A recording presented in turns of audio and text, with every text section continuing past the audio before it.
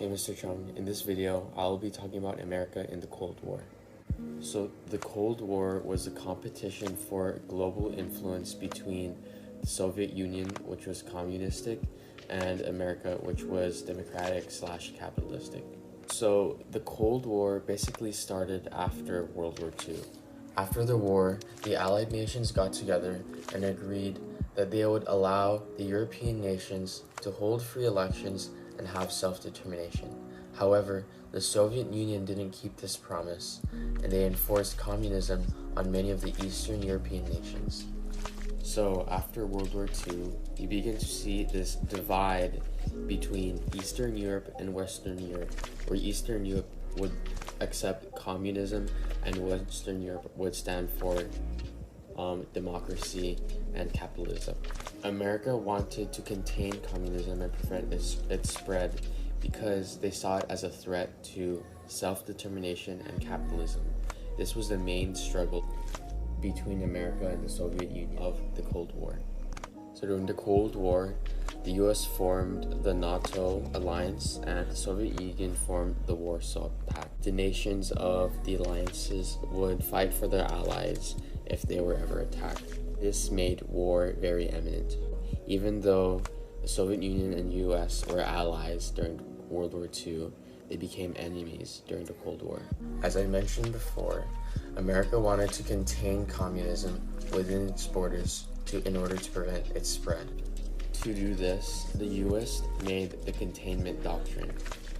And in the containment doctrine, the US would send military forces to borders to prevent the Soviet Union from expanding their borders. This is because they knew that the Soviet Union would not want to risk war with the US. The Truman Doctrine, which made it so that they could aid any country that was trying to resist communism.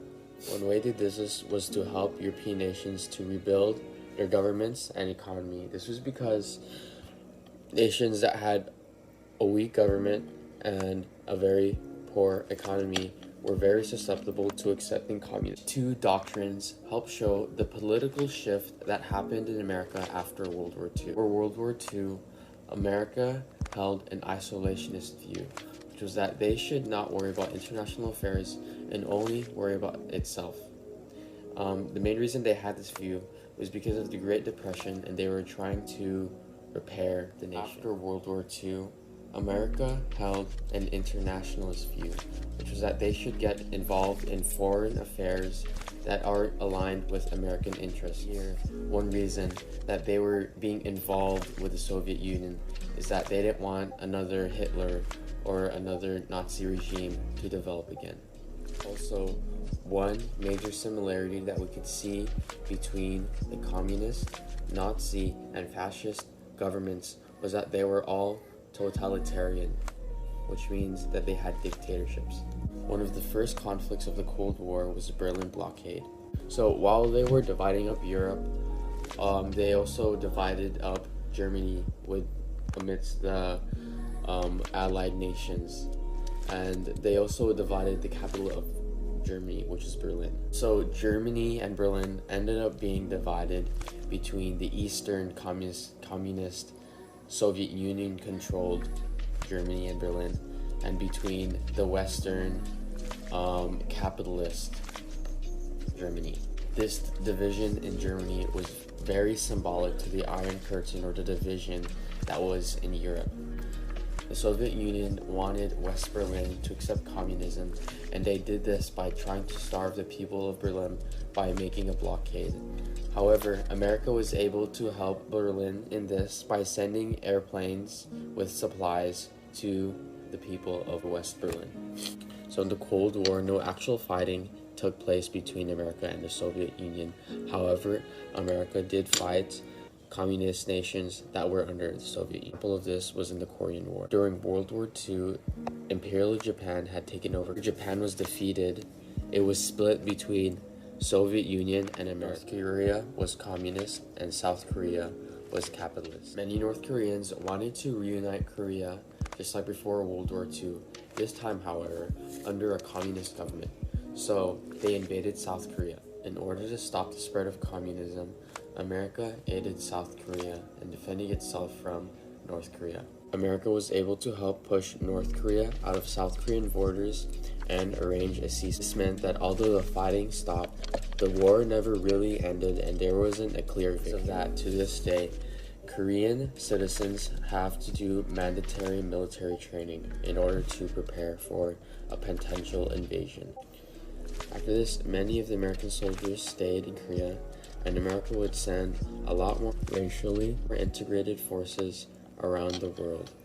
While USA and Russia competed in global influence, they also competed in technological advancements. We can see this in the arms race and the stockpiling of nuclear weapons between America and the Soviets. During World War II, the American development and use of atomic bombs showed the world just how powerful bombs can be. Spies were able to get information on the bomb and develop their own nuclear. The firepower both of these nations held caused for there to be mutually assured destruction between them.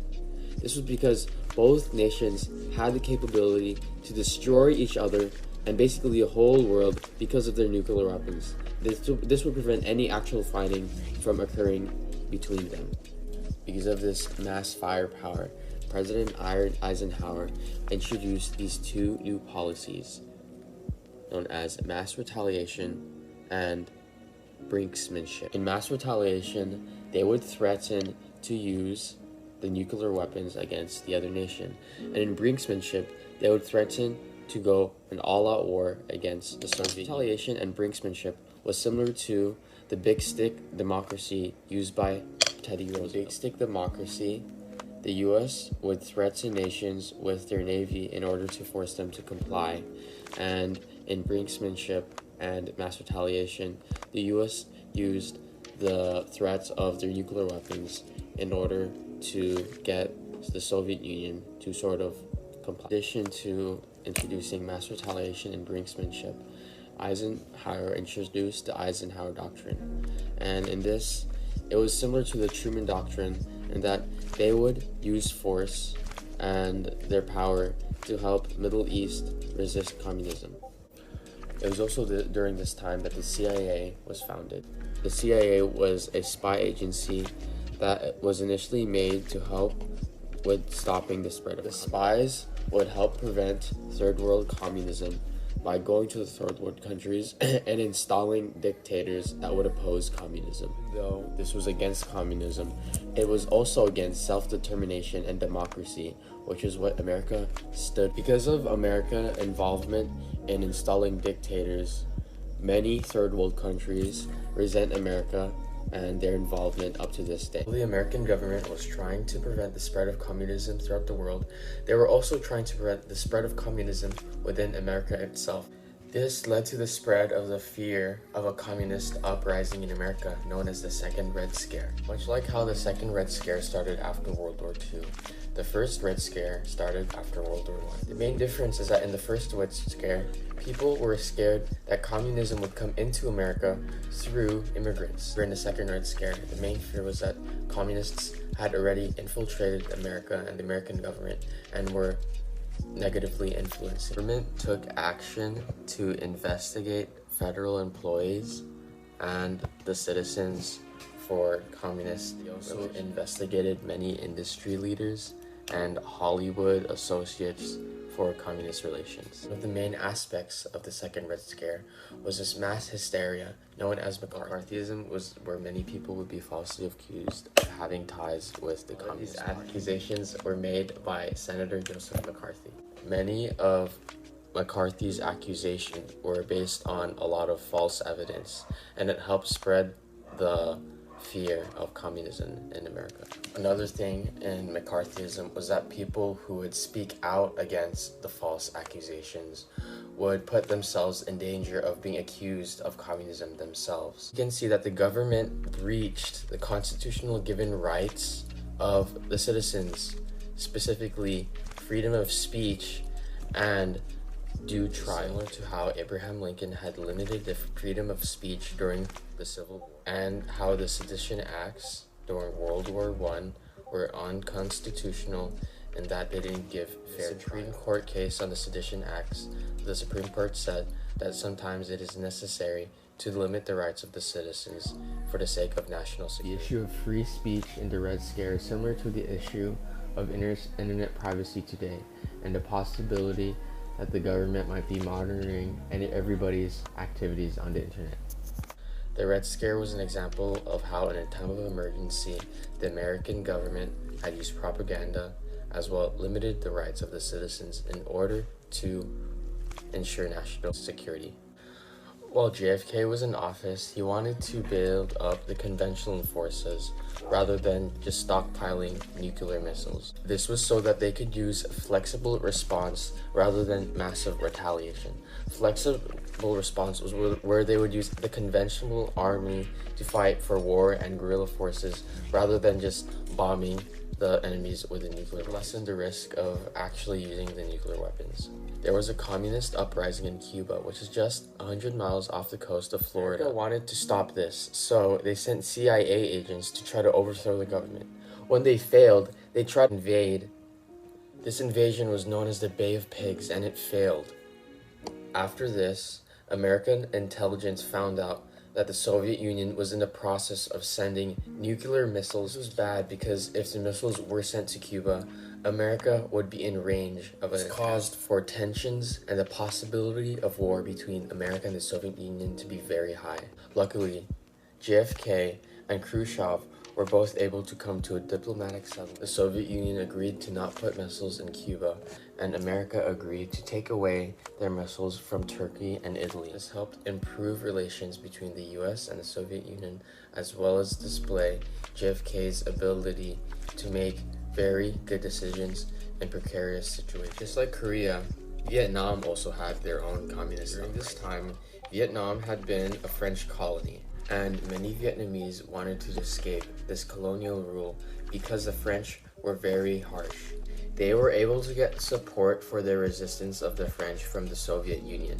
This is how communism spread to Vietnam. Of this, the US was faced with a very difficult decision. On one hand, the fact that America was against colonialism as well as endorsed self-determination made them want to help Vietnam. On the other hand, helping Vietnam would allow communism to spread there, as well as lose the French as an ally in the Cold War. Truman ended up sacrificing his moral beliefs and making a moral trade-off and sided with the French in order to stop the spread of the main reason for doing so can be explained in the domino theory. The domino theory was this: Vietnam falling to communism would set off a domino effect wherein the surrounding Asian nations would fall to communism, eventually threatening Australia. Later, when France lost Vietnam as a colony, it was split in half, where North Vietnam was communist and South Vietnam was anti-communist and supported by America. Soon after, it was agreed that Vietnam would be unified after an election. However, the US ended up canceling the election because the South Vietnam leader was very corrupt and unpopular. Here once again we see how America made the questionable decision to sacrifice their values of self-determination in order to stop the spread of communism. Still, just like in the case of Korea, there were people who wanted to unite Vietnam under communism. People who tried to do this were the Viet Cong, a rebel group who fought in South Korea in order to overthrow the South Korean government. After an American destroyer was attacked by North Vietnamese submarines, Lyndon B. Johnson was given the power to start. Similar to how in the Spanish-American War, as well as World War I, America was provoked to join the war because their ships were attacked by the opposing force. America's main goal in the Vietnamese War was to get rid of the Viet Cong. However, they had a very hard time doing this because the Viet Cong used guerrilla war tactics. For example, they would hide in tunnels in order to evade the bombs. They would do hit and run attacks, and they would also make booby traps. This was similar to how in the Revolutionary War, Great Britain, which had the strongest army in the world, was struggling against America because of the tactics they used. Because of the high amount of casualties as well as a slow progress, American morality in the war began to decline. It was especially because it was very hard for the American soldiers to tell who was friend or who was foe, because the Viet Cong would often hide amongst civilians. There was even this one instance where American troops had massacred a Vietnam village because of this confusion. The American public began to push even more for the end of war when they found about this massacre, as well as classified documents on it. Finally, in 1973, a ceasefire was agreed and the American troops left southern Vietnam. America leaving southern Vietnam caused the events of the feared domino effect to take place. Soon after the ceasefire, communism spread into South Vietnam, Laos, as well as Cambodia. Many of the returning troops suffered PTSD and were treated indifferently by the citizens of America. This was sort of similar to how the bonus army or the veterans of World War I felt that they were being mistreated because they weren't receiving payment for their service because of the Great Depression. Except this time, it was society that rejected them. After this crushing defeat, America was less likely to be involved in foreign affairs. It was similar to American morale after World War I. It was after World War I that America decided to be less involved in foreign affairs. This was because, similar to the Vietnam War, many of the people saw no point in fighting. This also caused for there to be less trust in the American leaders. This issue of trust still exists in America today. You can see this in that no matter who would be elected, there will always be people who will not respect the president and will not support the president because of the division between political parties in America. Alright, Mr. Chung, that's it for the video. I hope you stay blessed. Thank you.